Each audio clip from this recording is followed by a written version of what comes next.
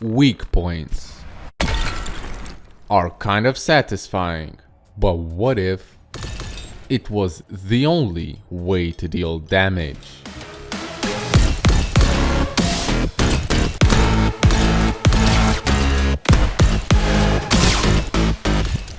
Let's start at the beginning.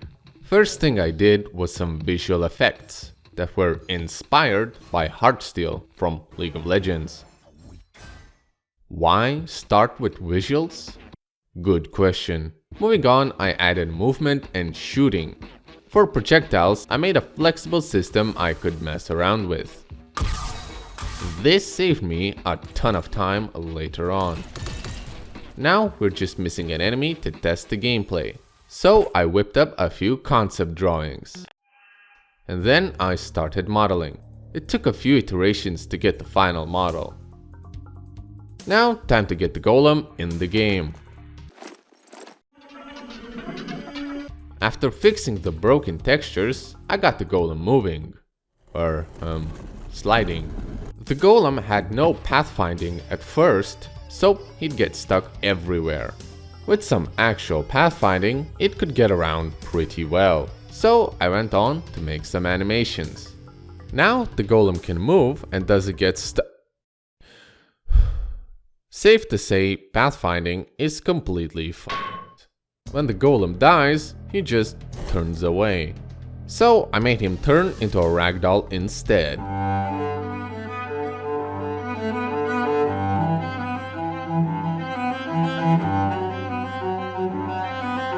With the golem kind of working, I started to mess around with the visuals. I tried making some cross-hatched shadows, but they looked weird in motion. So I settled for a 3-tone cell shader. It looks especially nice with multiple lights. Lastly, I made a glitchy dissolve effect to clean up the huge pile of dead golems. With this basic prototype, the game was already kind of fun. Now it's time to make it look good.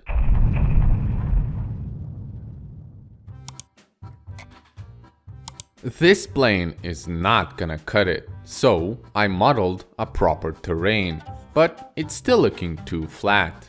Time to model some props. I started with a simple stone slab, even did some sculpting, but ultimately it was a waste of time. Before creating any more models, I booted up Risk of Rain 2 to get some inspiration for the art style. Then I made a pillar model and started to experiment with textures. I tried sculpting, but again found it too time-consuming. Then I tried some high-resolution textures, but I ended up going with something simple. And now I had this little scene. Time we moved on to something bigger. I modeled some colossal structures. Once again tried sculpting, this time some engravings. But I finally decided to stop sculpting props. With some giant ruins sprinkled across the map, I added some water. At first, I just copy-pasted water from an older project, but it was quite buggy. So I made a new water shader. Thanks Polytoots, very cool. This shader needs a water texture. So to get one, I opened Blender and generated an ocean. Then I cooked the ocean to get a texture, and just like that, we got some water in the game. The island is looking pretty nice already, but you can see the obvious texture tiling. To fix that, I painted a splat map on the island. It tells a special shader where to blend different textures. For now, the island was complete. But this is not the art style I wanted to make initially. Originally, I wanted to go for a far more abstract look, with a mostly gray environment. But killing an enemy would splash some color into the world. I thought this would add a secondary gameplay loop, where you just try to paint the level. But none of this ever made it into the game. Now it was time to work on the player. First up, I modeled some hands. While the hands themselves were simple enough to make, The rigging was as painful as usual, especially the wrist. I don't think the player can throw hands with the golem, so I modeled a throwing dagger. The FPS hands look very stiff right now. To fix that, I added full arm sway. This includes jumping around, of course. Next up, I polished the dagger throw. Then I added a bunch of minor effects. The golem looks a little out of place in this new level, so I changed up his textures and ended up with this comic-esque style. We are still missing some weak point hit sounds and effects. I started with the visual effect, layered some circle bits, rings and sparks, and got this. Now time to make a satisfying hit sound. For this sound, I used 20 different audio samples, like these.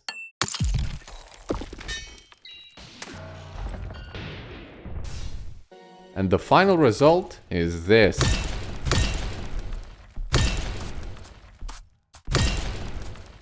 The game started like this, and now looks like this. Despite the new look, it still plays exactly the same. So it's time to add some new features. I began by making a new weapon, the axe. Initially, I couldn't get the handle to look right. Turns out the FPS hands were the problem. The hands were huge. Proportions were completely off. So I quickly fixed that. Then I completed the axe model and began working on its functionality. I started by adding a bit of tracking. Then I tried adding a slight arc at launch, which didn't go as planned. I tried again and got it to work. In the end, this effect is very subtle. At this point, the axe was fun to use. Perhaps too fun. Now, just to test the axe on the golems. And of course, it's not working. Sometimes? What? Turns out the issue is hit detection. The axe moves a certain distance in a frame, but the golem moves as well. If the axe starts hit detection when it's inside the golem, it doesn't detect a hit. This wasn't an issue with the dagger since it was very fast. But the axe is much slower. To fix this, the axe needs to constantly check if it's inside something. If it is, then hit it. Alright, the axe should work now. You piece of shit. After some fixes, it works well enough. Lastly, I made the axe some visual effects and sounds, and it was complete.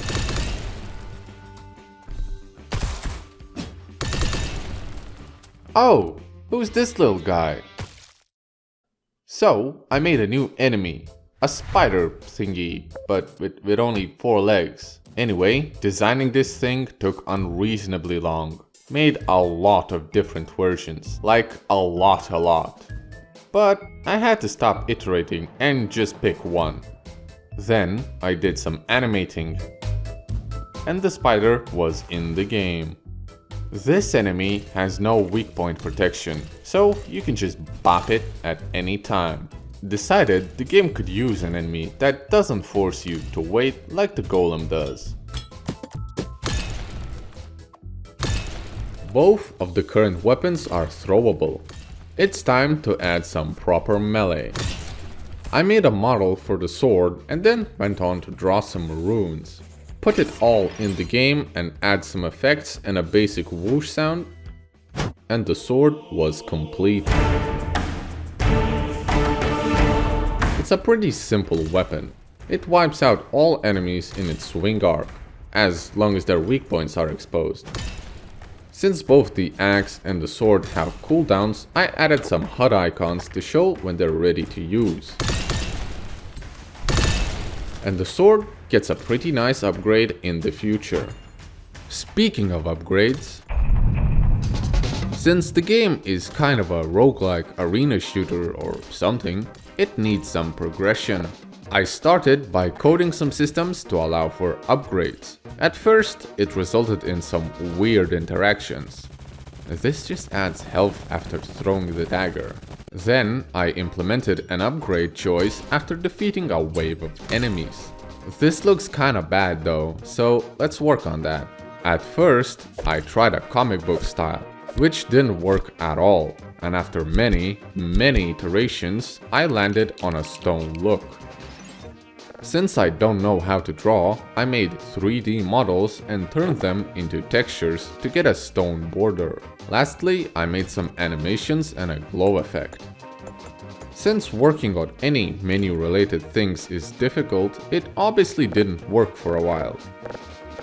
Then I made some icons for the upgrades. I could have used icons from the internet, but I wanted to try making my own. The initial results were a little jank, but I'll draw more when we'll have more upgrades. Now, time for a new enemy. Actually, no. How about we start a new project, cause I lost all my motivation to work on the weak point game. After a little break, I was ready to go back to the desert to complete the game. First up, the spear guy.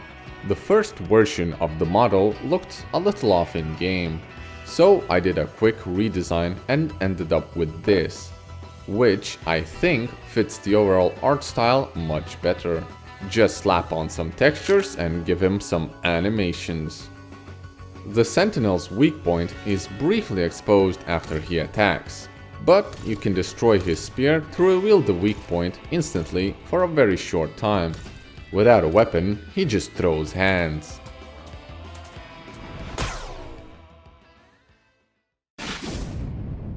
The game lacked a ranged enemy up to this point, so what else to add than a light bulb with legs?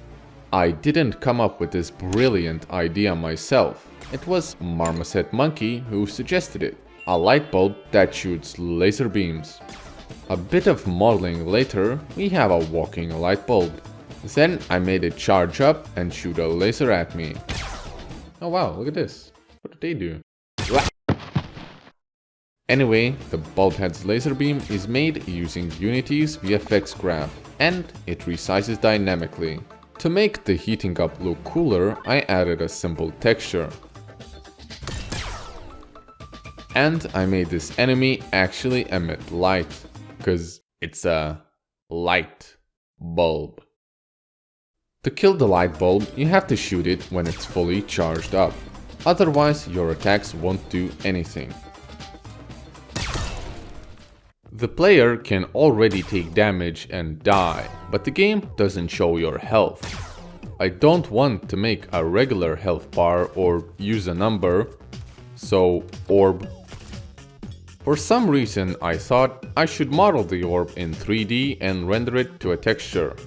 It's literally a circle. Turns out just drawing a circle is rather easy, and I had the basic orb done. To make it look cool, I made a special liquid shader, and with the power of sine function, I added waves. You can see them when your health is low. I tried displaying health with a heart, but it looked really bad. So back to the orb it is.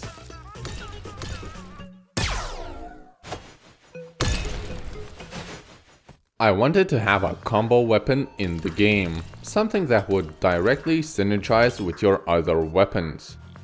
So I created a boomerang. At first I got it to spin around in the air, but to make it synergize I slowed it and made it fall down. Then I added the ability to hit it with any weapon to keep it in the air. Whilst bouncing this thing around was big fun, it was difficult to do in combat and had no real purpose. I considered ways to make the boomerang more useful, like bringing back the swirly death trap, or making it leave a trail that kills enemies, but I never got around to any of that.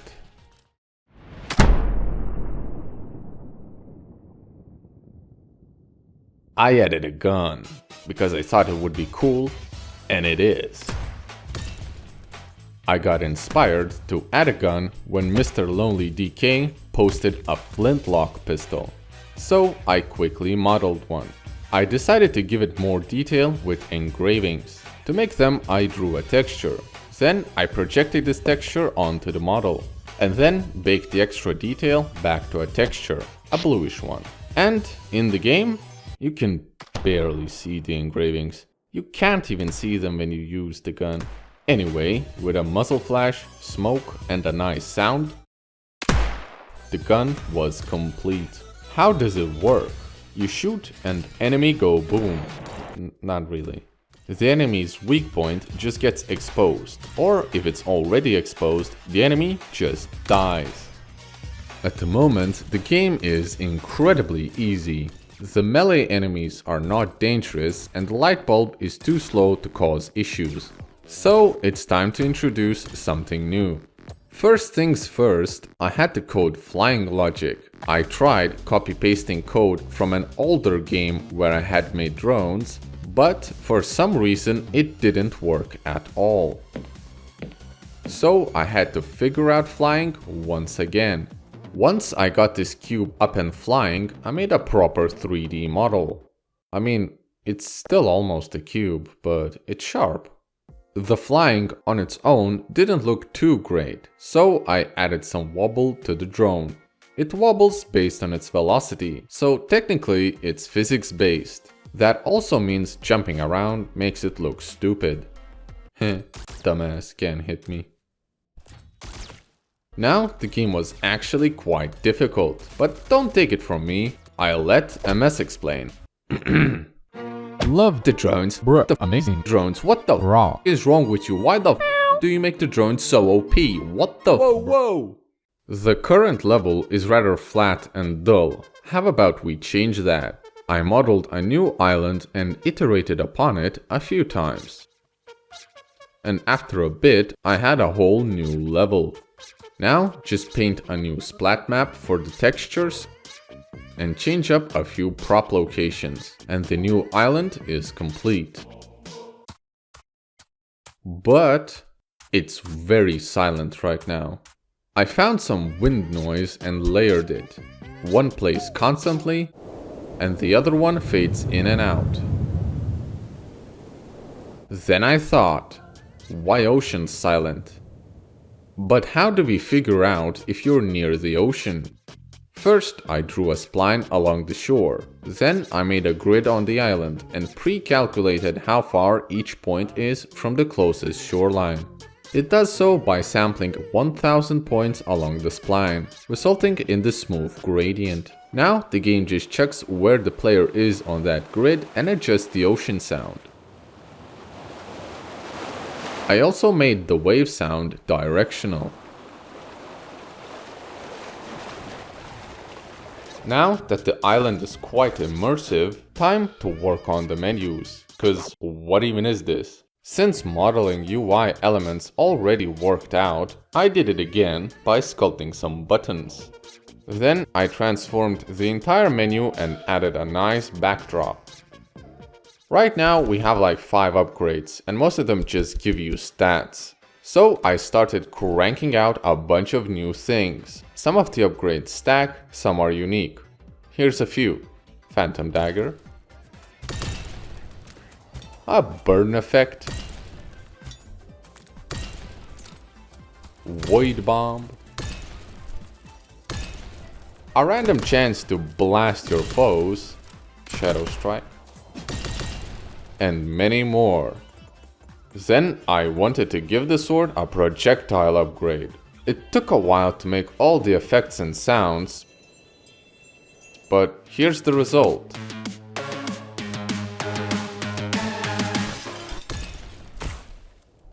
Despite the visuals, the hitbox sucks. So I made some changes. Let's try this again.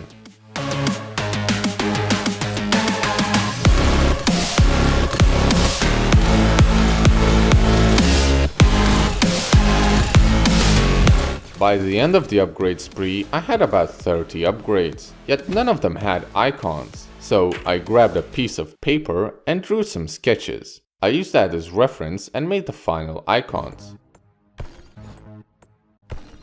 At this point, the game was pretty much done, but it was extremely unbalanced. You could pretty much just use the dagger and not worry about other weapons. So I added a 4 dagger limit. After you throw all 4, there would be a longer cooldown before you could throw the next one. The enemies were also beasts. Their damage scales into the late game, and by the end of it, a single hit would almost kill you. Turns out their scaling was very broken, giving them like 400 bonus damage. Lastly, to give the player a bit more options of what to do, I made some altars that give both positive and negative effects. There are 4 of them in total. And now, the game is actually done. I think it's quite fun, the best part being mid-game. As late game, you're pretty much running around with an assault rifle, so the game devolves a lot at that point. The weak point mechanic would certainly work better in a more linear game that focuses on enemy complexity instead of large hordes. Now, it is time to focus on my next project. This one's going to Steam.